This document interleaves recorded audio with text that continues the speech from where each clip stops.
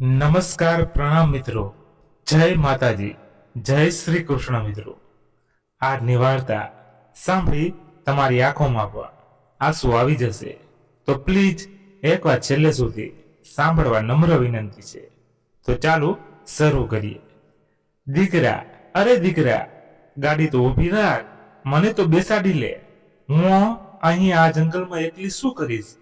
તીર્થયાત્રાના બહાને જે દીકરાએ માને કારમાં બેસાડી હતી, તેણે જ વચ્ચે રસ્તામાં વેરાન જંગલમાં માને ઉતારીને ગાડી દોડાવી દીધી. પરંતુ તે કળિયુગી દીકરો ન હતો, જાણતો કે જે માને તે કચરો સમજીને ફેંકી રહ્યો છે, તે જ માં કાલે તેને પોતાની દોલતથી નહીં પણ પોતાના ત્યાગથી એવો તમાચો મારશે કે તેની 7 પેઢીઓ યાદ રાખશે. આખરે શું થયું તે રાત્રે જુઓ આ વિડીયોમાં. શહેરના પોશ વિસ્તારમાં બનેલા વિલા નંબર 10ની બહાર એક ચમચમતી કાળી કાર આવીને ઊભી રહી. પરંતુ ઘરની અંદરનું વાતાવરણ બહારની ચમકથી બિલકુલ અલગ હતું. 65 વર્ષના સુમિત્રાબેન પોતાના ધ્રુજતા હાથોથી રસોડામાં રોટલી વણી રહ્યા હતા. ગરમીની ઋતુ હતી, પણ તેમને ફરિયાદ કરવાની આદત ન હતી. ત્યારે ડ્રોઈંગ રૂમમાંથી તેમની વહુ નેનાનો તીખો અવાજ આવ્યો. આકાશ, હું તને 1000 વાર કહી ચૂકી છું કે માજીના ઓરડામાંથી વિચિત્ર વાસ આવે છે. મારા મિત્રો આવવાના છે. મહેરબાની કરીને દરવાજો બંધ રાખજે. સુમિત્રાબેને શાંતિથી પોતાની સાડીના પાલવથી આંખો લૂછી ત્યારે તેમનો દીકરો આકાશ રસોડામાં આવ્યો. આજે તેના ચહેરા પર તે ઉદાસીના નહોતી. આજે તેના હોઠ પર એક વિચિત્ર સ્મિત હતું. માં, જમવાનું છોડો અને તૈયારી કરો. આકાશે પ્રેમ બતાવતા કહ્યું, આપણે વૃંદાવન જઈ રહ્યા છીએ, ઠાકોરજીના દર્શન કરવા. તમારો સામાન બાંધી લો. સુમિત્રાબેને પોતાના કાન ઉપર વિશ્વાસ ન થયો. તે દીકરા પાસે વાત કરવાનો સમય ન હતો. આજે તે તેમને તીર્થયાત્રા પર લઈ જઈ રહ્યો હતો. તે ઉત્સાહમાં એક નાની બાળકીની જેમ ખીલી ઉઠ્યા અને જલ્દી પોતાની નાની બેગ તૈયાર કરી લીધી. સુમિત્રાબેન કારની પાછલી સીટ પર બેઠા તો તેમને લાગ્યું જાણે તે દુનિયાની સૌથી ભાગ્યશાળીમાં છે. કાર શહેરની બહાર નીકળીને હાઈવે પર દોડવા લાગી. સુમિત્રાબેન બારીની બહાર જોઈ રહ્યા હતા અને મનોમન ભગવાનનો આભાર માની રહ્યા હતા. મિત્રો, ભોળા સુમિત્રાબેનને લાગી રહ્યું હતું કે તેમનો દીકરો તેમને ભગવાનના દર્શન કરાવવા લઈ જઈ રહ્યો છે. પરંતુ તેમને જરા પણ અંદાજ ન હતો કે જે દીકરા માટે તેમણે આખી દુનિયા સાથે લડાઈ કરી, તે જ દીકરો તેમને જીવનનો સૌથી મોટો દગો આપવા જઈ રહ્યો છે.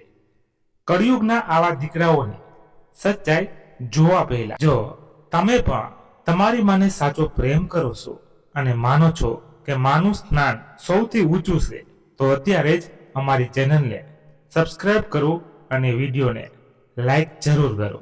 તમારું એક લાઈક દરેક માનું સન્માન વધારશે. ચાલો જોઈએ. પહેલા વેરાન હાઈવે પર આગળ શું થયું.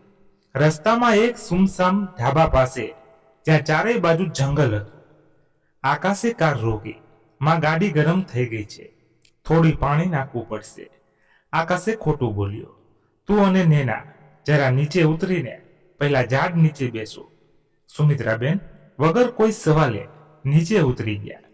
નેના પણ ઉતરી, પણ તેણે ચાલાકીથી પોતાનું પર્સ ગાડીમાં છોડી દીધું.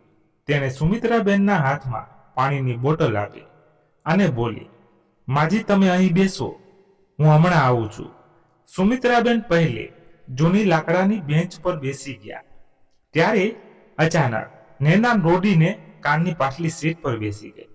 આકાશે જોરથી બોનેટ બંધ કર્યું અને ડ્રાઈવર સીટ પર કૂદકો માર્યો. આ પહેલા કે સુમિત્રાબેન કંઈ સમજી શકે, કારનું એન્જિન ગાજી ઉઠ્યું. આકાશ, દીકરા, મને તો બેસાડ. સુમિત્રાબેન ગભરામણમાં બોમ્બ બાડી, પણ કાર રોકાઈ નહીં. ટાયરોએ ધોળ ઉડાડી અને કાર ઝડપથી આગળ વધી ગઈ. સુમિત્રાબેન થોડા ડગલા કારની પાછળ દોડ્યા. દીકરા, કદાચ તું મને ભૂલી ગયો. દીકરા ઊભો રહે. તેમનો અવાજ હાઈવેના અવાજમાં દબાઈ ગયો. કાળી કાર આંખોથી અદ્રશ્ય થઈ ગઈ. સુમિત્રાબેન ત્યાં જ રસ્તાના કિનારે ઊભા રહી ગયા, હાથમાં પાણીની બોટલ અને સામે ઘેરાતું અંધારું. તેમને હજુ પણ લાગી રહ્યું હતું કે કદાચ આકાશ મજાક કરી રહ્યું છે, પણ તે નહોતો જાણતા કે તે કાર માત્ર યુટર્ન નહોતો લીધો, તેણે પોતાની માં સાથે સંબંધ તોડી લીધો હતો. જંગલમાંથી શિયાળના અવાજો આવવા લાગ્યા અને સુમિત્રાબેનનું હૃદય જોરથી ધડકવા લાગ્યું. ઘોડનું પહેલું વાદળ જે કાળી કારના ટાયરોથી ઉઠ્યું હતું હવે ધીરે ધીરે નીચે બેસી રહ્યું હતું. પણ સુમિત્રાબેનની વ્યગ્રતા વધતી જતી હતી. તે હાઈવેના કિનારે પહેલી છૂકી ઘાસ પર ઊભા પોતાની વૃદ્ધ આંખો પર હાથ રાખીને દૂર સુધી તે રસ્તાને જોઈ રહ્યા હતા, જ્યાં કાર અદૃશ્ય થઈ ગઈ. મજાક કરી રહ્યો હશે. સુમિત્રાબેને પોતાના ધ્રુજતા હાથોથી પોતાના દિલાસો આપ્યો. બાળપણમાં તો આમ જ છુપાઈ જતો હતો, અને જ્યારે હું રડવા લાગતી હતી તો પાછળથી આવીને ગળે લગાવી લેતો હતો. હમણાં આવશે પાકું, હમણાં યુટર્ન લઈને આવશે અને કહેશે કે માં ડરાવી દીધા ને. તે પાછા પેલી તૂટેલી બેન્ચ પર આવીને બેસી ગયા. તેમના હાથમાં પહેલી પાણીની બોટલ હતી, જેને તેમણે અત્યાર સુધી કસીને પકડી રાખી હતી. જાણે તે બોટલ નહીં, તેમના દીકરાઓનો હાથ જોઈ. સમય વીતતો ગયો, સૂરજ આથમવા લાગ્યો અને આકાશનો રંગ કેસરીમાં ઘેરો કાળો થવા લાગ્યો. જંગલમાંથી આવતા તમરાના અવાજો તેજ થઈ ગયા. દરેક એક પસાર થતી ગાડીનો પ્રકાશ જ્યારે તેમના ચહેરા પર પડતો તો તેમની આંખોમાં એક આશા ચમકી ઉઠી. આવી ગયો મારો આકાશ. તે ઉઠીને ઊભા જતા પણ ગાડી તેજ ગતિથી હવાના ઝોકાની જેમ પસાર થઈ જતી. દરેક પસાર થતી ગાડી સાથે તેમની આશાઓ એક ટુકડો તૂટીને વિખરાઈ રહ્યો હતો. હવે અંધારું પૂરી રીતે ઘેરાઈ ચૂક્યું હતું. સુમિત્રાબેનને ઠંડી લાગવા માંડી હતી. તેમણે પોતાની સાલને કસીને વીંટોળી. ભૂખ અને તરસથી ગળું સુકાઈ ગયું હતું, પણ તે પાણી પી નહોતા શકતા. બેગમાં ઠાકોરજી માટે રાખેલા લાડુ યાદ આવ્યા. તેમણે ધ્રુજતા હાથોથી ડબ્બો કાઢ્યો. એક લાડુ હાથમાં લેતા જ તેમની આંખોની સામે આકાશનો બાળપણનો ચહેરો ફરી વળ્યો. નાનો એવો આકાશ, જેની આંગળી પકડીને સુમિત્રાબેન તેને મેળો બતાવતા લઈ જતા હતા. ભીડમાં આકાશ કચીને તેમનો પાલો પકડી લેતો હતો અને કહેતો હતો, માં હાથ ન છોડતી, હું ખોવાઈ જઈશ. સુમિત્રાબેનની આંખોમાંથી આંસુઓનું પોર ફાટી નીકળ્યું. દીકરા, તું તો મેળામાં હાથ છૂટવાથી ડરતો હતો. આજે તે આ જંગલમાં પોતાની માનો હાથ કેમ છોડી દીધો? શું તને ડર ન લાગ્યો કે તારી માં ખોવાઈ જશે? લાડુ તેમના હાથમાંથી છૂટીને ધૂળમાં પડી ગયો.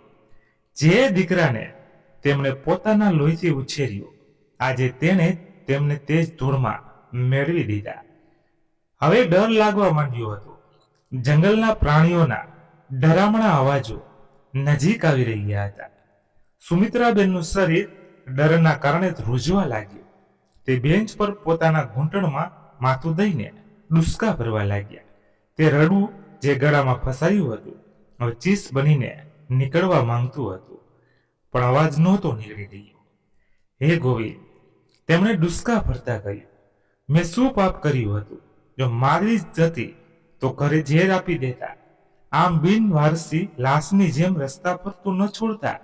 તે પૂરી રીતે તૂટી ચૂક્યા હતા. તેમને લાગ્યું કે કદાચ આજ તેમની જિંદગીની છેલ્લી રાત છે. હવે કોઈ નહીં આવે. તેમણે પોતાની આંખો બંધ કરી લીધી અને મૃત્યુની રાહ જોવા લાગ્યા. ત્યારે દૂરથી એક ફટફટ અવાજ સંભળાયો. આ કોઈ મોંઘી કારનો અવાજ ન હતો. આ એક જૂની રિક્ષાનો અવાજ હતો. રિક્ષાની એક પીળી ઝાંખી લાઈટ સીધી સુમિત્રાબેન પર પડી. આટલી મોડી રાત્રે આ વેરાન જગ્યા પર રિક્ષા? સુમિત્રાબેન ડરી ગયા. તેમણે પોતાની બેગ છાતીએ લગાવી લીધી. ક્યાંક કોઈ લૂંટેરો તો નથી ને, કે કોઈ બીજી મુસીબત. રિક્ષા તેમની બિલકુલ સામે આવીને ઊભી રહી. એન્જિન બંધ થઈ અને શાંતિ ફરી છવાઈ ગઈ. સુમિત્રાબેનના શ્વાસ થંભી ગયા. રિક્ષામાંથી એક માણસ નીચે ઉતર્યો. થાકી વળદી પગમાં જૂના ચંપલ અને ચહેરા પર દિવસભરનો થાક. તે માણસે ટોર્ચ ચાલુ કરી અને પ્રકાશ સુમિત્રાબેનના ચહેરા પર નાખ્યો. પ્રકાશ પડતા જ સુમિત્રાબેન ડરીને ચહેરો છુપાવી લીધો. માજી, તે માણસના અવાજમાં કોઈ કઠોરતા નહોતી, પરંતુ એક વિચિત્ર ચિંતા હતી. આટલી રાત્રે અહીં જંગલ પાસે એકલા બેઠા છું, બધું બરાબર તો છે ને? સુમિત્રાબેને ધીરેથી માથું ઊંચું કર્યું. તે અજાણ્યાની આંખોમાં તેમને તે ચિંતા દેખાઈ, જે થોડા કલાકો પહેલા તેમના પોતાના દીકરાની આંખોમાંથી ગાયબ હતી. તે માણસ રવિ ધીરે ધીરે પાસે આવ્યો. ક્યાં જવું છે કે શું કોઈ ગાડી ખરાબ થઈ ગઈ છે? સુમિત્રાબેન પાસે જવાબ આપવા માટે શબ્દો ન હતા. બસ તેમની આંખોમાંથી આંસુ વહેતા રહ્યા. રવિ સમજી ગયો કે મામલો ગાડી ખરાબ થવાનો નથી, નસીબ ખરાબ થવાનો છે. તેણે પોતાની પાણીની બોટલ કાઢી અને આગળ કરી. પહેલા પાણી પી લો માજી, રડો નહીં. જ્યાં સુધી હું છું ને, તમને કંઈ નહીં થાય. તે જ ક્ષણે તે અંધારામાં હાઈવે પર એક અજાણ્યા રિક્ષાવાળાનું આપેલું પાણી સગા દીકરાની આપેલી તે તીર્થયાત્રાથી ક્યાંય વધારે પવિત્ર લાગી રહ્યું હતું. સુમિત્રાબેને ધ્રુજતા હાથોથી પાણી વધુ રવિને તેમની બેગ ઉપાડી અને રિક્ષાની પાછલી સીટ પર મૂકી. ચાલો માજી, અહીં રહેવું સુરક્ષિત નથી. મારા ઘરે ચાલો. ગરીબનું ઘર છે, પણ માથું છુપાવવા સત મળી જશે. સુમિત્રાબેને એક છેલ્લી વાર તે રસ્તા તરફ જોયું જ્યાં તેમનો દીકરો ગયો હતો. પછી તેમણે તે રિક્ષા તરફ પગલું ભર્યું. તેમને ખબર નહોતી કે આ રિક્ષા તેમને ક્યાં લઈ જશે, પણ તેમને એ અનુભવ થઈ ગયો હતો કે ભગવાને એક દીકરો છીનવ્યો છે તો કદાચ બીજો મોકલી પણ દીધો છે. રિક્ષા ચાલુ થઈ અને અંધારાને ચીરતી શહેર તરફ આગળ વધી. એક નવી વાર્તા લખવા માટે રવિની રિક્ષા શહેરની જાકમ જોડથી દૂર સાંકડી ગલીઓ અને ખુલ્લા નાળાઓ વચ્ચેથી પસાર થઈ રહી હતી. અહીં હવામાં મોંઘા અંતરની સુગંધ નહીં, પણ પરસેવા અને સંઘર્ષની ગંધ હતી. રિક્ષાના ઝાટકા સુમિત્રાબેનના વૃદ્ધ હાડકાઓને હલાવી રહ્યા હતા, પણ તેમનું મન તે મખમલી સીટવાળી કારના ઝટકાઓથી વધારે ઘાયલ હતું. તેણે તેમને રસ્તા પર ફેંક્યા હતા. છેવટે એક વસ્તીના કિનારે રિક્ષા ઊભી રહી. સામે પતરા અને તાલપત્રીથી બનેલી એક નાની ઝૂંપડી હતી. દિવાલો કાંચી ઈંટોની હતી. તેના પર જગ્યાએ જગ્યાએથી પ્લાસ્ટર ઉખડી ગયું હતું. રવિએ સન્માન સાથે સુમિત્રાબેનનો હાથ પકડીને તેમને નીચે ઉતાર્યા. માજી, આજ મારો મહેલ છે, તેને ફીકા હાસ્ય સાથે કહ્યું. મોટો નથી, પણ દિલવાળાઓની કમી નથી. અહીં દરવાજાનો અવાજ સાંભળતા એક મહિલા બહાર આવી. તે ગીતા હતી, રવિની પત્ની. તેને જૂની સાડી પહેરી હતી. ચહેરા પર દિવસભરના કામનો થાક હતો, પણ આંખોમાં ગજબની ચમક હતી. તેણે રિક્ષામાંથી ઉતરતી એક અજાણી વૃદ્ધ મહિલાને જોઈ. સામાન્ય રીતે એક ગરીબ ઘરમાં જ્યાં 2 ટાઈમની રોટલીઓનો જુગાડ મુશ્કેલ હોય, ત્યાં કોઈ અજાણ્યાને જોઈને કપાળ પર ચિંતા આવી જાય છે. પણ ગીતાએ સવાલ ન કર્યો. તેણે પોતાના પતિની આંખોને વાંચી, જેમાં એક મૂંગી વિનંતી હતી. ગીતાએ તરત પોતાની સાડીનો પાલો સરખો કર્યો અને આગળ વધીને સુમિત્રાબેનને પગે લાગી. પ્રણામ માજી. તેના અવાજમાં તે મીઠાશ હતી. તે સુમિત્રાબેનને પોતાના ઘરમાં વર્ષોથી સાંભળવા નહોતી મળી. સુમિત્રાબેન દંગ રહી ગયા. તે પાછળ હટી ગયા, જાણે તેમને આ સન્માનની આદત ન રહી હોય. બેટા, હું તો બસ આજે રાત માટે. તેમનો અવાજ લથડાઈ રહ્યો હતો. તેમને લાગ્યું કે આ ગરીબો પર ભાર બની રહ્યા છે. ત્યારે ઝૂંપડીની અંદરથી ઝાંઝરનો અવાજ સંભળાયો. 7 વર્ષની નાની બાળકી રહિયા દોડતી બહાર આવી. તેના ફ્રોકમાં 2 જગ્યાએ થીગડા લાગેલા હતા. વાળ વિખેરાયેલા હતા, પણ નિર્દોષતા એવી હતી કે પથ્થર પણ પીગળી જાય. તેણે સુમિત્રાબેનને જોયા. પછી પોતાના પપ્પા રવિએ હસતા હસતા કહ્યું, રિયા બેટા, આ આપણા દાદી છે. આજથી આપણી સાથે રહેશે. દાદી. રિયાની આંખો પહોળી થઈ ગઈ. તેણે એક પળની પણ વાર ન કરી અને દોડીને સુમિત્રાબેનના પગે લપેટાઈ ગઈ. સાચે જ પપ્પા, મારા પોતાના દાદી? હવે હું પણ મારા મિત્રોને કહીશ કે મારા દાદી મને વાર્તાઓ સંભળાવશે. તે નાની બાળકીના સ્પર્શે જ સુમિત્રાબેનની અંદર જન્મેલા દર્દના પહાડને તોડી નાખ્યો. જે દીકરા અને વહુ માટે તે કચરો હતા, અજાણી બાળકી માટે તે ખજાનો બની ગયા હતા. તેમના ધ્રુજતા હાથ રિયાના માથા પર ફરવા લાગ્યા. તેમની આંખોમાંથી આંસુની ધારા વહેવા લાગી. પણ આ વખતે આ આંસુ દુઃખના નહીં, એક વિચિત્ર શાંતિના હતા. ગીતા તેમને અંદર લઈ ગઈ. ઘરના નામ પર બેસીને એક ઓરડો હતો. એક ખૂણામાં માટીનો સૂલો, બીજા ખૂણામાં ભગવાનની નાની એવી તસવીર અને વચ્ચે એક ખાટલો. માજી, તમે ખાટલા પર બેસો, ગીતાએ કહ્યું. નહીં બેટા, તમે લોકો ક્યાં? અરે માજી, માં હોય ને બાળકો ખાટલા પર સૂવે અને માં જમીન પર. આવું તો પાપ લાગે છે. થોડી વાર પછી ગીતા થાળી લઈને આવી. થાળીમાં બસ સૂકી રોટલીઓ, થોડી ડુંગળી અને પાતળી દાળ હતી. તે દાળમાં જેમાં પાણી વધારે અને દાળ ઓછી હતી. સુમિત્રાબેને તે થાળીને જોઈ તેમને યાદ આવ્યું કે કેવી રીતે તે પોતાના દીકરા આકાશ માટે 56 ભોગ બનાવતા હતા, દેશી ઘીના પરોઠા બનાવતા હતા, તો પણ તે ખાવામાં વાંક કાઢતો હતો. અહીં આ લોકો પાસે પોતે ખાવા પૂરતું નહોતું, તો પણ તેમણે પોતાની થાળી તેમની સામે મૂકી દીધી. સુમિત્રાબેને એક કોળિયો તોડ્યો. તે સૂકી રોટલી તેમના ગળાથી નીચે નહોતી ઉતરી રહી, કારણ કે તે જાણતા હતા કે કદાચ આ કોળિયો તેમને રવિ કે ગીતાના ભાગમાંથી લીધો છે. તમે લોકોએ ખાધું? સુમિત્રાબેને પૂછ્યું. ગીતાએ નજર ઝુકાવીને ખોટું બોલ્યા. હા માજી, અમે ખાઈ લીધું, તમે ખાઓ. પણ સુમિત્રાબેન એક માં હતા. તે રસોડાના અવાજ અને ચૂલાની રાખ પરથી સમજી ગયા હતા કે વાસણ ખાલી છે. તેમણે રોટલીનો એક ટુકડો તોડ્યો અને રિયાના મોઢામાં મૂકી દીધો. પછી એક ગીતાના અને એક રવિના. પરિવાર સાથે ખાય છે ત્યારે જ પેટ ભરાય છે, સુમિત્રાબેન ગભરાયેલા ગળાથી કહ્યું. તે રાત્રે તે ઝબકતા બલ્બના પ્રકાશમાં સુમિત્રાબેન તે ખાવાનું ખાધું, જે તેમને કોઈ અમૃતથી ઓછું ન લાગ્યું. તે ખાવામાં અપમાનની કડવાશ નહીં, પણ ત્યાગ અને સન્માનનો સ્વાદ હતો. રાત કેરી બની ગઈ. રવિ અને તેનો પરિવાર જમીન પર પાથરેલી એક જૂની ગોદડી પર સૂઈ ગયો. સુમિત્રાબેન ખાટલા પર સૂતા હતા, પણ ઊંઘ કોસો દૂર હતી. તે છત તરફ જોઈ રહ્યા હતા, જ્યાં પતરામાં એક નાનું કાણું હતું, જેમાંથી આકાશનો એક તારો દેખાઈ રહ્યો હતો. તેમણે વિચાર્યું કે હે ઈશ્વર, તું પણ કેવો ન્યાય કરે છે. જેને મહેલોમાં પેદા કર્યા તેનું દિલ પથ્થરનું બનાવી દીધું, અને જેને ઝૂંપડી આપી તેનું દિલ સોનાનું બનાવી દીધું. તે પટકું ભરીને સૂતાતો. તેમની નજર દિવાલ પર લટકતી રિયાની સ્કૂલ ડ્રેસ પર ગઈ. તે ખૂબ જૂની અને ઘસાયેલી હતી.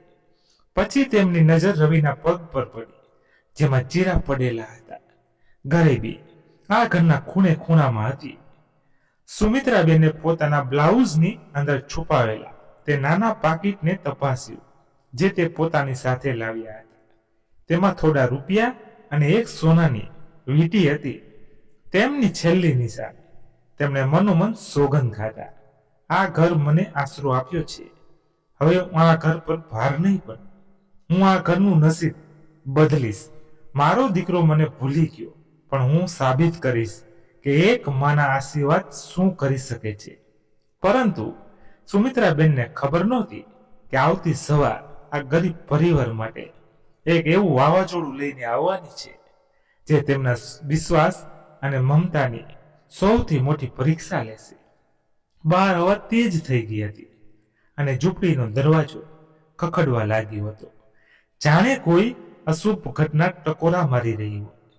બીજી સવારે સૂરજ તો નીકળ્યો, પણ તે ઝૂંપડી માટે તે માત્ર પ્રકાશ લાવ્યો હતો, આશા નહીં.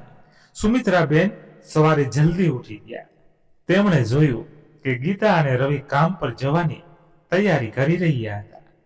માજી, તમે ઘરે રહેજો, રિયાનું ધ્યાન રાખજો, અમે સાંજ સુધી પાછા આવી જઈશું, રવિએ કહ્યું અને પોતાની જૂની રિક્ષા ચાલુ કરી. રિક્ષાનું એન્જિન ખાસતા ખાસતા શરૂ થયું, ઠીક એવી જ રીતે જેમ ગરીબમાં માણસના શ્વાસ ચાલે છે, અટકી અટકીને. મુશ્કેલીથી દિવસભર સુમિત્રાબેન નાનકડી રિયા સાથે રહ્યા. તે બાળકી ક્યારેક તેમને પોતાની તૂટેલી ઢીંગલી બતાવતી, ક્યારેક તેમના સફેદ વાળમાં કાંચકો ફેરવતી. સુમિત્રાબેનને વર્ષો પછી એવું લાગ્યું જાણે તે ફરીથી મા બની ગયા છે. તે ભૂલી ગયા હતા કે તે બેઘર છે. રિયાના નિર્દોષ હાસ્યને તેમના બધા કામ પર મલમ લગાવી દીધો હતો. પરંતુ નિયતિને કદાચ આ ખુશી મંજૂર ન હતી. શાંત થતા થતા રિયા અચાનક શાંત થઈ ગઈ. તે જે આખા ઘરમાં કૂદાકૂદ કરતી હતી, હવે ખાટલાના ખૂણામાં લપાઈને બેસી ગઈ. શું થયું બેટા? સુમિત્રાબેને પ્રેમથી પૂછ્યું. તને ઠંડી લાગે છે? રિયાનો અવાજ ધ્રુજી રહ્યો હતો.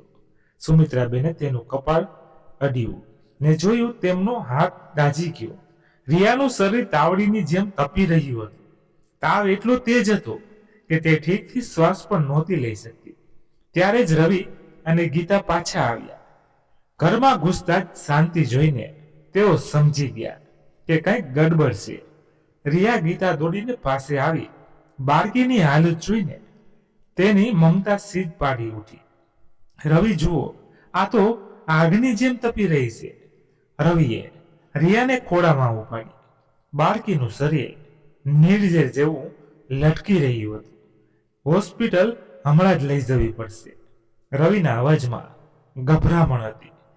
તે એ જ રિક્ષા હતી જેને કાલે તેને એક માને સહારો આપ્યો હતો. આજે એ જ રિક્ષા એક બાપના ખોળામાં તેનો જીવ લઈને હોસ્પિટલ તરફ ભાગી રહી હતી. રફતાર તેજ હતી, પણ રવિના ધબકારા તેનાથી પણ તેજ હતા. સરકારી હોસ્પિટલનું દ્રશ્ય કોઈ નરકથી ઓછું ન હતું. ભીડ ધક્કા મૂકી, દવાઓની ગંધ અને ચારેય બાજુ કણસતા દર્દીઓ. રવિએ રિયાને ખોળામાં લઈને ડોક્ટરની કેબિનનો દરવાજો ખખડાવ્યો. નહીં, પણ લગભગ તોડી નાખ્યો. ડોક્ટર સાહેબ, મારી બાળકી, પ્લીઝ જુઓ. ડોક્ટરે થાકેલી નજરોથી જોઈ અને રિયાની તપાસ કરી. નાડી તપાસી અને પછી તેનો ચહેરો ગંભીર થઈ ગયો. લોહીની તપાસ થશે, તરત હાલત ઠીક નથી લાગતી. આવતા 2 કલાક રવિ અને ગીતા માટે 2 સદી જેવા હતા. તેઓ આઈસીયુની બહાર પહેલી ઠંડી બેન્ચ પર બેઠા હતા. સુમિત્રાબેન પાસે દિવાલના સહારે ઊભા હતા. ભગવાનને પ્રાર્થના કરી રહ્યા હતા, હે ગોવિંદ, મારા ભાગના બચેલા શ્વાસ આ બાળકીને આપી દે, આને કંઈ ન થવા દેતો. ડોક્ટર બહાર આવ્યા. તેમના હાથમાં રિપોર્ટ હતો. રવિ દોડીને આગળ વધ્યો. ડોક્ટર સાહેબ, મારી રિયા ઠીક તો થઈ જશે ને? બસ વાયરલ તાવ છે. રવિની આંખોમાં આશા હતી. ડોક્ટરે ચશ્મા ઉતાર્યા અને એક એવી વાત કહી જેણે રવિના પગ નીચેથી જમીન ખેંચી લીધી. સોરી, આ વાયરલ નથી. બંને કિડનીઓમાં ચેપ ખૂબ વધારે ફેલાઈ ગયો છે. બાળકીની હાલત ખૂબ ગંભીર છે. અમારે તરત ઓપરેશન કરવું પડશે. નહીતર. ડોક્ટર ચૂપ થઈ ગયા. નહીતર શું ડોક્ટર સાહેબ? ગીતા રડતા રડતા બૂમ પાડી. નહીતર અમે તેને નહીં બચાવી શકીએ. તમારી પાસે 24 કલાક. રવિના કાનમાં સન્નાટો છવાઈ ગયો. ઓપરેશનનો કેટલો ખર્ચો આવશે? ડોક્ટરે વગર કોઈ ભાવનાએ કહ્યું, 5 લાખ રૂપિયા. 5 લાખ! આ શબ્દ રવિના માથા પર હથોડાની જેમ વાગ્યો. 5 લાખ જેવા, જેના કિસ્સામાં 500 રૂપિયા પણ મુશ્કેલીથી નીકળતા હોય, તેના માટે 5 લાખ અને 5 કરોડમાં કોઈ અંતર નહોતું. ડોક્ટર સાહેબ. ડોક્ટર રવિના પગમાં પડી ગયો. તેણે ડોક્ટરના બૂટ પકડી લીધા. સાહેબ, હું રિક્ષા ચલાવું છું. હું ગરીબ માણસ છું, મારી પાસે આટલા પૈસા નથી, તમે ઈલાજ શરૂ કરો. હું મારી કિડની વેચી દઈશ, લોહી વેચી દઈશ, પણ મારી બાળકીને બચાવી લો. ડોક્ટરે પોતાના પગ પાછળ ખેંચી લીધા. ભાવુક થવાથી ઈલાજ નથી થતો. આ પ્રાઇવેટ વોર્ડ નથી, પણ દવાઓ અને મશીનનો ખર્ચ તો લાગશે જ. પૈસા જમા કરાવ, ત્યારે જ ઓપરેશન થિયેટર ખુલશે. ડોક્ટર જતા રહ્યા. પાછળ છોડી ગયા એક તૂટતો બાપ, એક કલ્પના કરતી માં અને એક પથ્થર બનેલા દાદી. રવિ હોસ્પિટલના કોરિડોરમાં પાગલની જેમ ભાગવા લાગ્યો. તેણે પોતાના ખિસ્સામાંથી જૂનો ફોન કાઢ્યો. ધ્રુજતા હાથે તે મિત્રોને ફોન લગાવ્યો, જે કાલ સુધી કહેતા હતા, ભાઈ જીવ પણ હાજર છે. હેલો રમેશભાઈ, મને પૈસા જોઈએ છે, મારી દીકરી. ફોન કપાઈ ગયો. હેલો શેઠજી, થોડા એ જ એડવાન્સ મળશે, ધંધો મંદો છે. રવિ પછી અવાજે એક પછી એક દરેક દરવાજા બંધ થતા ગયા. રવિએ આકાશ તરફ જોયું અને ધ્રુસકે ને ધ્રુસકે રડ્યો. કેમ જીવનમાં જીવનની કોઈ કિંમત નથી હોતી? શું મારી દીકરીને જીવવાનો હક નથી? માત્ર એટલે કે તેનો બાપ ગરીબ છે.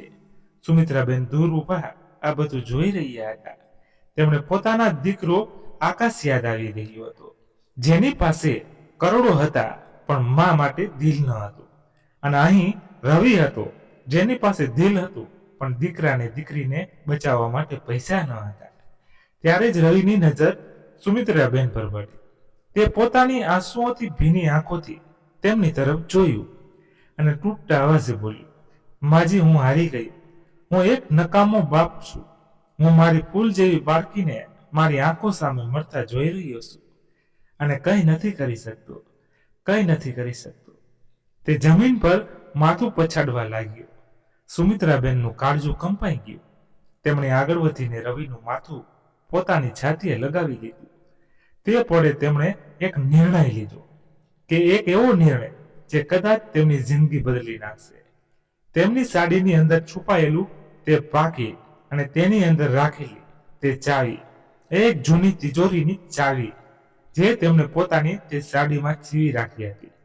તે પહેરેલી તે ઘરેથી નીકળ્યા હતા. તે તિજોરીમાં તેમના પૂરા જીવનની જમા પૂંજી હતી, જે તેમણે પોતાની અંતિમ વિધિ માટે બચાવી હતી. ચૂપ થઈ જાય દીકરા. સુમિત્રાબેનના અવાજમાં કંપન નહીં, એક કડક જેવી મજબૂતી હતી. આંસુ લૂછી લે, જ્યાં સુધી આ માં જીવતી છે, તારી દીકરીને યમરાજ પણ નહીં લઈ જઈ શકે.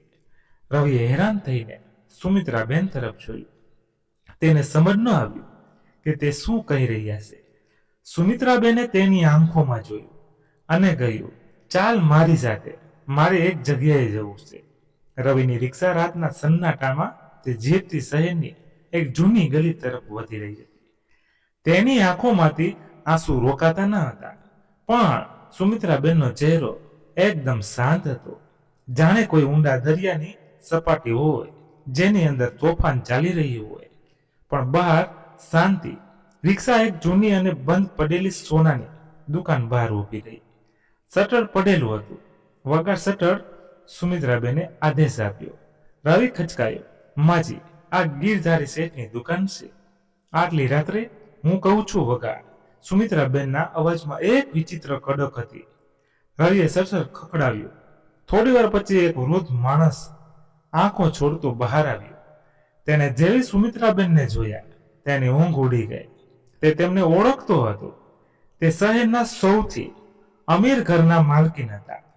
ક્યારેક સુમિત્રા ભાભી, તમે આટલી રાત્રે અને આ રિક્ષામાં? શેઠ ગીરધારી દંગ રહી ગયા. સુમિત્રાબેને કોઈ પ્રસ્તાવના ન બાંધી. તેમણે પોતાની સાડીના પાલવમાં સીવેલી તે ચાવી કાઢી, જેનો ઉલ્લેખ તેમણે હોસ્પિટલમાં કર્યો હતો. પછી તેમણે પોતાની તે નાની બેગમાંથી, જેને તે વૃંદાવન લઈ જવા માટે લાવ્યા હતા, એક જૂની અને કાંટ ખાધેલી લોખંડની ડબ્બી કાઢી. ધ્રુજતા હાથોથી તેમણે તાળું ખોલ્યું. ડબ્બી ખોલતા જ સ્ટ્રેટ લાઇટના પીળા પ્રકાશમાં કંઈક ચમક્યું, જે સોનાની બે જાડી બંગડીઓ હતી, જૂના જમાનાની, ભારે અને કોતરણી વાળી. આ માત્ર બંગડીઓ નહોતી, આ સુમિત્રાબેનના પતિની છેલ્લી નિશાની હતી, તેમના સોહાગની નિશાની, તે સોનું જેને તેમણે પોતાના સૌથી ખરાબ સમય માટે પણ બચાવીને રાખ્યું હતું, તે સોનું જેને જોઈને તે પોતાના સ્વર્ગવાસી પતિને યાદ કરતા હતા. ગિરધરીભાઈ, સુમિત્રાબેને બંગડીઓના શેઠના ગલ્લા પર મૂકી દીધી. આને રાખી અને બદલામાં મને અત્યારે જ આ ક્ષણે 5 લાખ રૂપિયા જોઈએ છે. શેઠ ગિરધારી અને રવિ બંનેના મોઢા ખુલ્લા રહી ગયા. રવિ એકદમથી આગળ વધ્યો. તેણે સુમિત્રાબેનનો હાથ પકડી લીધો. નહીં નહીં માજી, હું શું જોઈ રહ્યો છું? આ તમારા સુહાગની નિશાની છે, આ તમારી આબરૂ છે. હું પાપનો ભાગીદાર ન બની શકું. હું મારી દીકરી માટે એક માનું સ્ત્રીધન નહીં વેચવા દો. રવિ ધ્રુસકે રડવા લાગ્યો. મરી જવા દો મને, પણ આટલો મોટો ભાર ન રાખો મારા આત્મા પર. સુમિત્રાબેને ભીની આંખોથી રવિને જોયો. તેમણે પોતાનો બીજો હાથ રવિના માથા પર મૂક્યો. ગાંડા, તેમનો અવાજ ભરાઈ ગયો. સુહાગ તો મારો તે જ દિવસે લૂંટાઈ ગયો હતો, જે દિવસે મારા પતિ ચાલ્યા ગયા હતા. અને આબરૂ તો મારો સગો દીકરો પહેલા હાઈવે પર વિખેરી ગયો. આ બંગડીઓ તો બસ ધાતુના ટુકડા છે. તેમણે એક બંગડી ઉપાડી અને તેને પોતાની સાથે લગાવી, જાણે પોતાના પતિને છેલ્લી વાર મળી રહ્યા હોય. મારા પ્રતિ હંમેશા કહેતા હતા, સુમિત્રા, આ બંગડીઓ ત્યારે વેચજે જ્યારે પરિવાર પર જેવણે મુસીબત આવે. આજે મુસીબત આવી છે. મારી પોતરી જિંદગી અને મોત સામે લડી રહી છે. જો આ સોનું તે બાળકીને શ્વાસ ન ખરીદી શક્યું તો આ મારા માટે મોટી છે. રવિ માટી શેઠ ગિરધારીની આંખોમાં પણ પાણી આવી ગયું. તેને બંગડીઓ ત્રાજવા પર મૂકી. પલ્લું ભારે હતું. ભાભી, આની કિંમત 5 લાખથી વધારે છે. શેઠે કહ્યું, મને બસ 5 લાખ જોઈએ છે, બાકીનું તમે રાખો, તે મંદિરમાં દાન કરી દેજો. સુમિત્રાબેને મક્કમતાથી કહ્યું, અને અત્યારે રોકડા જોઈએ છે. શેઠે તિજોરીમાંથી નોટોની થપ્પીઓ કાઢી અને એક થેલામાં ભરી દીધી. સુમિત્રાબેને તે થેલો ઉપાડ્યો, જે થેલો ભારે હતો પણ પહેલી બંગડીઓના ભારથી હલકો હતો, જે તે ત્યાંથી છોડી લાવ્યા હતા. પાછા હોસ્પિટલે જતા સમયે રિક્ષામાં ઘોર સન્નાટો હતો. રવિ વારવાર પાછળ ફરીને જોઈ રહ્યો હતો. તેને તે વૃદ્ધ સ્ત્રીમાં સાક્ષાત દેવી દેખાઈ રહી હતી. હોસ્પિટલ પહોંચીને રવિ પાગલની જેમ કેશ કાઉન્ટર તરફ ભાગ્યો. હાલો પૈસા. તેને નોટોની થપ્પીઓ કાઉન્ટર પર પટકી દીધી. ગણી લો, પૂરા 5 લાખ છે. હવે મારી બાળકીનું ઓપરેશન કરો. ડોક્ટરોની ટીમ હરકતમાં આવી ગઈ. ઓપરેશન થિયેટરની લાલ લાઈટ સળગી ઉઠી. બહાર બેન્ચ પર ગીતા બેઠી હતી. તેણે રવિને જોયું, પછી સુમિત્રાબેનને. રવિને રડતા ગીતાને જણાવ્યું કે કેવી રીતે સુમિત્રાબેને પોતાની બંગડીઓ વેચી દીધી. ગીતા, જે પોતે એક સ્ત્રી હતી, જાણતી હતી કે એક વિધવા માટે તેની છેલ્લી નિશાની શું મહત્વ રાખે છે, તે દોડીને સુમિત્રાબેનના પગમાં પડી ગઈ. તેણે પોતાના માથાને સુમિત્રાબેનને ધૂળ ભરેલા ચરણો પર મૂકી દીધું. આ તમે તો અમને ખરીદી લીધા. અમે 7 જન્મો સુધી તમારી ગુલામી કરીશું, તો પણ આ ઋણ નહીં ઉતારી શકીએ. ગીતાનો વિલાપ હોસ્પિટલના કોરિડોરમાં ગુંજી રહ્યો હતો. સુમિત્રાબેને તેને ઉઠાડી અને ગળે લગાવી દીધી. ચૂપ થઈ જા ગાંડી, ક્યું ઋણ? ક્યારેક કોઈએ સાંભળ્યું છે કે પોતાની પોતરીનો જીવ બચાવવા પર દાદીએ કોઈ ઉપકાર કર્યો હોય? મેં જે આપ્યું તે સોનું હતું, પણ જે મને તમારા લોકો પાસેથી મળ્યું, આ સન્માન, આ પ્રેમ, એ અમૂલ્ય છે. રવિ ઓપરેશન થિયેટરની બહાર કલાકો વીતી ગયા. સુમિત્રાબેનની નજર સતત પહેલી લાલ લાઈટ પર ટકેલી હતી. તે મનોમન પોતાના દીકરા આકાશ સાથે વાત કરી રહ્યા હતા. જો આકાશ, તે મને એટલી કાઢી હતી ને, હું તારા પૈસા ખર્ચ કરાવીશ. જો આજે તારી તે બોજારૂપ માએ એક પારકી બાળકી માટે પોતાની દોલત લૂંટાવી દીધી, તું મહેલોમાં રહીને પણ ગરીબ રહી ગયો અને હું રસ્તા પર આવીને પણ અમીર થઈ ગઈ. ત્યારે જ ઓટીનો દરવાજો ખુલ્યો. ડોક્ટર બહાર આવ્યા. તેમના ચહેરા પર પરસેવો હતો, પણ શેઠ પણ હોઠ પર સ્મિત મુબારક. ડોક્ટરે માસ્ક હટાવતા કહ્યું, ઓપરેશન સફળ રહ્યું. રિયા ખતરાથી બહાર છે. રવિ અને ગીતા એકબીજાને ગળે લાગીને રડવા લાગ્યા. ખુશીના આંસુ પણ. સુમિત્રાબેને ધીરેથી ઉઠ્યા. તે હોસ્પિટલના નાના એવા મંદિર તરફ ગયા, જ્યાં ગણેશજીની મૂર્તિ રાખેલી હતી. તેમણે હાથ જોડ્યા અને પહેલીવાર, 2 દિવસમાં પહેલીવાર તે ખુલીને હસ્યા. પણ તેમની આંખોમાંથી આંસુઓની અવિરત ધારા વહી રહી હતી. તારો આભાર માલિક. તે એક સંબંધ તોડ્યો નહોતો, પણ આજે એક એવો સંબંધ છોડી દીધો જે લોહીથી પણ વધારે ઊંડો છે. પણ વાર્તા હજુ પૂરી નહોતી થઈ. સુમિત્રાબેન તો ત્યાં કર્યું હતું. તેનો પડઘો બહુ દૂર સુધી જવાનો હતો, શહેરના અખબારો સુધી અને કદાચ પહેલા વિલા નંબર 10 સુધી, પણ જ્યાં આકાશ પોતાની જીતની ઉજવણી મનાવી રહ્યો હતો. અજાણ્યા વાતથી કે તેની હારની શરૂઆત થઈ ચૂકી હતી. હોસ્પિટલના જનરલ વોર્ડમાં સવારના કિરણો બારીમાંથી ચડાઈને આવી રહ્યા હતા. રિયા હવે હોશમાં હતી અને સુમિત્રાબેન તે ઓછી કે બેસી ધીરે ધીરે તેના વાળ પંપાળી રહ્યા હતા. રિયાના ચહેરા પર હજુ નબળાઈ હતી, પણ તેની આંખોમાં જે પોતાની દાદી માટે પ્રેમ હતો તેણે તે ઓટને પણ મંદિર બનાવી દીધું. પણ હોસ્પિટલની બહાર એક અલગ જ તોફાન ઊભું થઈ ચૂક્યું હતું. કાલ રાત્રે સોનાની દુકાન પર હાજર એક છોકરાએ સુમિત્રાબેન અને રવિનો વિડીયો પોતાના મોબાઈલમાં રેકોર્ડ કરી લીધો હતો.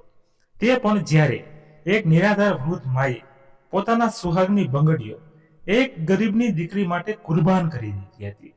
તેણે તે વિડીયો સોશિયલ મીડિયા પર મૂક્યો હતો. કેપ્શન હતું, સગા દીકરાએ કાઢી પારકાએ અપનાવી એક માનો મહાત્યા. જોતા જોતા વિડીયો આગની જેમ ફેલાઈ ગયો. શહેરના લોકલ ન્યૂઝ ચેનલ હોસ્પિટલની બહાર ઊભા હતા. દરેકની જીભ પર બસ એક જ ચર્ચા હતી, તે દેવી કોણ છે? ડોક્ટર અને નર્સો જે કાલ સુધી રવિને ફી માટે વઢી રહ્યા હતા, આજે સુમિત્રાબેનની આગળ મસ્તક નમાવી રહ્યા હતા. લોકો ફળ ફૂલ અને મદદ લઈને આવી રહ્યા હતા, પણ સુમિત્રાબેન તે બધાની અજાણ બસ રિયાને ખીચડી ખવડાવવામાં વ્યસ્ત હતા. કેમેરાની લાઈટો તેમને પરેશાન કરી રહી હતી. મને આ બધું નથી જોઈતું, તેમણે એક પત્રકારને હાથ જોડીને કહ્યું. મેં કોઈ મહાન કામ નથી કર્યું, માનવ ધર્મ નિભાવ્યો છે, અને માનવ ધર્મ ખબર નહીં ફરજ હોય છે. તેમની આ સાદગીએ લોકોનું દિલ વધારે જીતી લીધું. દ્રશ્યો બદલાઈ જાય છે. વિલા નંબર 10 એ જ શહેરના આલિશાન વિલામાં આકાશ પોતાના સોફા પર બેઠો સવારની કોફી પી રહ્યો હતો. એસીની ઠંડી ઠંડક હતી, પણ તેના મનમાં એક વિચિત્ર બેચેની હતી. છેલ્લા 2 દિવસથી તેણે પોતાની મા વિશે નહોતું વિચાર્યું, કે એમ કહીએ કે વિચારવાની હિંમત નહોતી કરી. તેણે પોતાને સમજાવી લીધો હતો કે મા અત્યાર સુધી કોઈ આશ્રમમાં પહોંચી ગઈ હશે, કે તે ઠીક હશે. જૂઠ એ આપણે પોતાના પાપ છુપાવવા માટે પોતાને ભૂલીએ છીએ. ત્યારે તેની પત્ની નેના દોડતી આવી. તેના ચહેરો સફેદ પડી ગયો હતો, જાણે તેણે કોઈ ભૂત જોઈ લીધું હોય. આકાશ, ટીવી ચાલુ કર જલ્દી. શું થયું? કેમ બૂમ પાડી રહ્યો છે?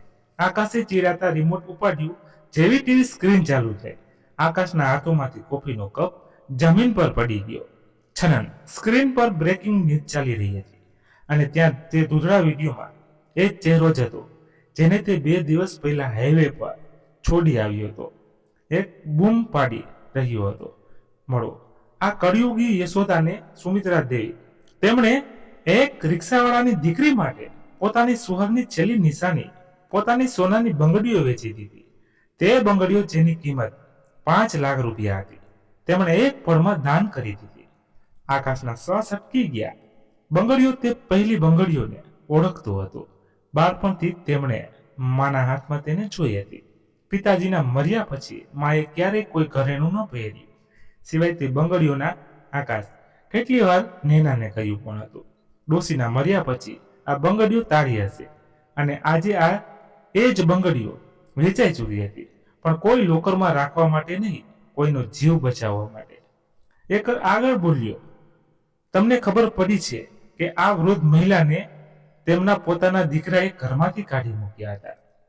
ધિક્કાર છે આવા દીકરા પર. જો તે દીકરો આ ખબર જોઈ રહ્યો છે તો તેને ડૂબી મરવું જોઈએ. આકાશને લાગ્યું જાણે તે એન્કરની ટીવીમાંથી નીકળી તેને તમાશો મારી રહ્યો છે.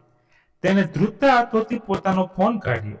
સોશિયલ મીડિયા પર તે વિડીયો ટ્રેન્ડ કરી રહ્યો હતો. તેને કોમેન્ટ્સ વાંચી, તે દીકરો માણસ નહીં જાનવર છે, માએ બંગડીઓ વેચી દીધી, તે દીકરાએ માને વેચી દીધી. આવા દીકરાને તો 4 રસ્તા પર સજા મળવી જોઈએ. એક કોમેન્ટ્સ આકાશની છાતીના ખંજરની જેમ ઉતરી રહી હતી. અભિમાન, તે પૈસા, તે વિલા, બધું જ તે એક વિડીયોની સામે વામન થઈ ગયું. નેના જે હંમેશા પોતાની સાસુને ભાળતી હતી, આજે શું? પતિ શરમથી કે ડરથી ખબર નહીં, આકાશ નેનાનો અવાજ ધ્રુજી રહ્યો હતો. જો લોકોને ખબર પડી ગઈ કે તે દીકરો શું છે, તો આપણું સ્ટેટસ, આપણી સોસાયટી, તારો બિઝનેસ બધું બરબાદ થઈ જશે. લોકો આપણા ઘર પર પથ્થર મારશે. આકાશે નેના તરફ જોયું. પહેલી વાર તેને પોતાની પત્નીનો ચહેરો કદરૂપ લાગ્યો. તને સ્ટેટસની પડી છે નેના? આકાશ રાડ પાડી ઉઠ્યો. તેની આંખોમાં આંસુ આવી ગયા. ત્યાં મારી માએ પોતાનું બધું આપી દીધું એક અજાણ્યા માટે, અને હું અહીં એસીમાં બેસીને કોફી પી રહ્યો છું. આકાશને તે દ્રશ્ય યાદ આવ્યું. હાઈવે પર માનું દોડવું, દીકરા ઊભો રહેનો અવાજ. એ વખતે તેને તે અવાજ માત્ર ઘોંઘાટ લાગ્યો હતો. આજે તે અવાજ તેના કાનમાં પીગળેલા કાચની જેમ ગુંજી રહ્યો હતો. ગાડી કાઢ. આકાશે ચાવી ઉપાડી. ક્યાં જઈ રહ્યા છો? નેનાએ તેનો હાથ પકડ્યો. આકાશે ઝટકી દીધો. હે ભગવાન, પાસે તેને મેં રસ્તા પર ફેંકી દીધા હતા. આજ સુધી હું સમજતો હતો કે હું બહુ અમીર છું, પણ આજે તે રિક્ષાવાળાએ મને બતાવી દીધું કે અસલી અમીર કોણ છે. આકાશ ઘરેથી ભાગ્યો. તેણે પોતાની મોંઘી કાર સ્ટાર્ટ કરી. એ જ કાર જેમાં તેણે માને દગો આપ્યો હતો. આજે એ જ કારે તેને પસ્તાવા આપતી આગમાં બળતા હોસ્પિટલે લઈ જઈ રહી હતી. રસ્તામાં તેની આંખોમાંથી આંસુ વહેતા રહ્યા. તેને ડર હતો, દુનિયાનો નહીં, પોતાની માનો. શું તે મને ઓળખશે? શું તે મને માફ કરશે? કે તે પણ મારાથી એમ જ મોઢું ફેરવી લેશે જેમ મેં ફેરવ્યું? બીજી બાજુ હોસ્પિટલમાં સુમિત્રાબેનને એક વિચિત્ર બેચેનીનો અનુભવ થયો. માનું દિલ હતું કદાચ દીકરાના આવવાનો અણસાર સાંભળી લીધો હતો. શું થયું? દાદી રિયાએ પૂછ્યું. સુમિત્રાબેને બારીની બહાર જોયું. કંઈ નહીં બેટા, બસ એવી લાગી રહ્યું છે જાણે કોઈ પોતાનો રસ્તો ભટકીને પાછો આવી રહ્યું છે.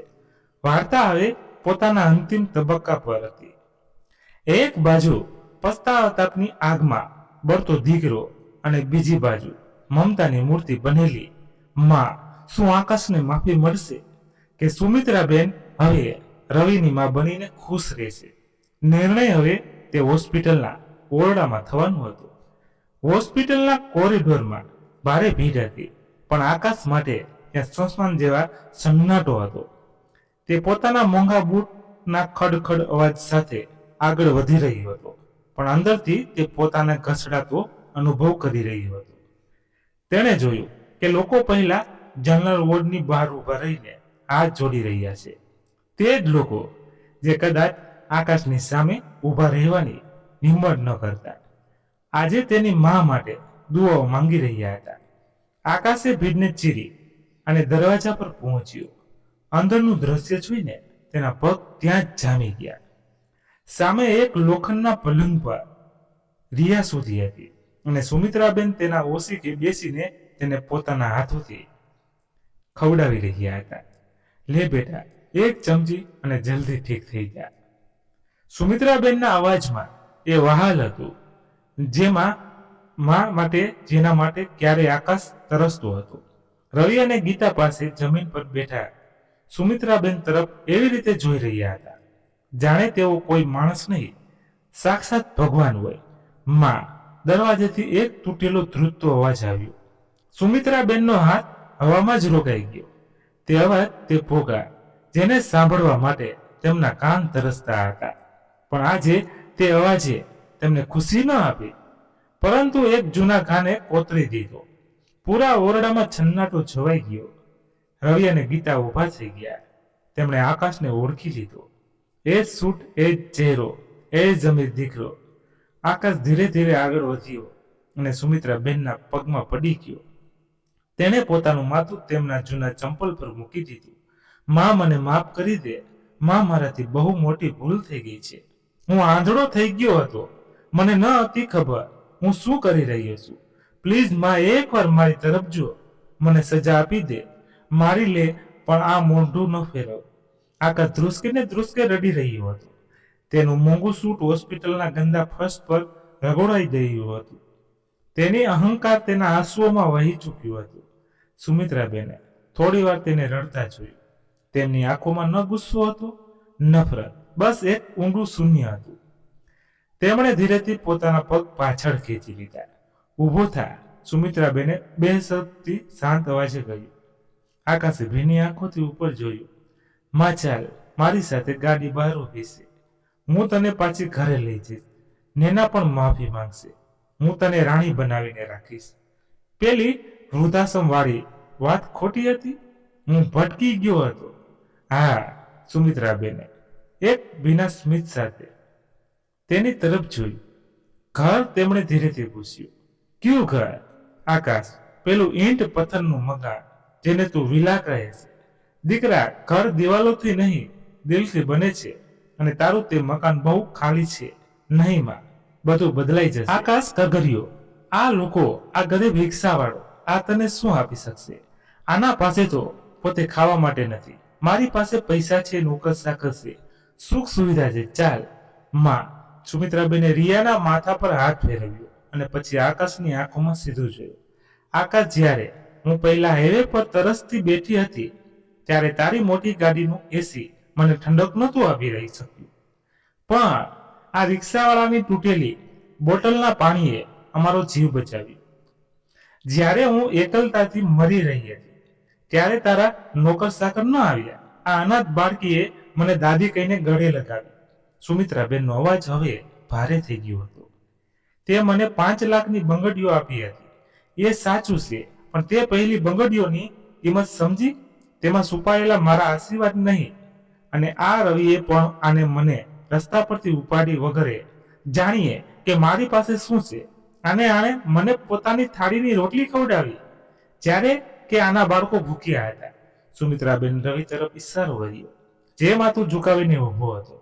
આકાશે તે મને પેદા કરેલો દીકરો બનીને ઘરમાંથી કાઢી, પણ રવિએ મને પાળવા વાળો દીકરો બનીને અપનાવી લીધી. લોહીનો સંબંધ માત્ર શરીર બનાવે છે દીકરા, પણ આત્માનો સંબંધ તો મુસીબતમાં બને છે. આકાશ તનબંધ રહી ગયો. તો હું શું, મારી સાથે નહીં ચાલે? સુમિત્રાબેને મકમતાથી માથું વલાવ્યું. નહીં, મારું ઘર હવે વિલા નંબર 10 નથી. મારું ઘર પેલી પતરાની છતવાળી ઝોપડી છે, કારણ કે ત્યાંથી મને ઊંઘ આવે છે. ત્યાં મને ડર નથી લાગતો કે મારો દીકરો મને ક્યારેય કાઢી મૂકશે. આ સાંભળીને આકાશ જાણે અંદરથી મરી ગયો. તેને પોતાની દોલત, પોતાનો મોભો બધું માટી થતું દેખાયું. તેણે જોયું કે તેની માએ પોતાનો નિર્ણય સંભળાવી દીધો. માં, લોકો શું કહે છે? મારું નાક કપાઈ જશે. આકાશે છેલ્લો દાવ રમ્યો. સુમિત્રાબેને હસતા હસતા કહ્યું, નાક તો તારું એ જ દિવસે કપાઈ ગઈ જ્યારે તે પોતાની જનનીને રસ્તા પર છોડી હતી. હવે જા અને પ્રયત્ન કરજે કે પોતાના ઘડપણ માટે તો કોઈ રવિ શોધી શકે, કારણ કે તારા ઘરમાં તને શાંતિથી મરવા નહીં દે. સુમિત્રાબેન પાછા રિયા તરફ ફરી ગયા અને બેટા તેમણે ફાડાની ચમચી રિયાના મોઢામાં મૂકી. આકાશ ત્યાં થોડી વાર ઊભો રહ્યો, એક અજાણ્યાની જેમ. પોતાની જ માની સામે, પોતાની જ દુનિયામાં પારકો તેને સમજવા આવી ગયું હતું કે તેને શું ખોઈ દીધું હતું. તેને એક માં નહીં, પોતાના ઈશ્વર ખોઈ દીધો હતો.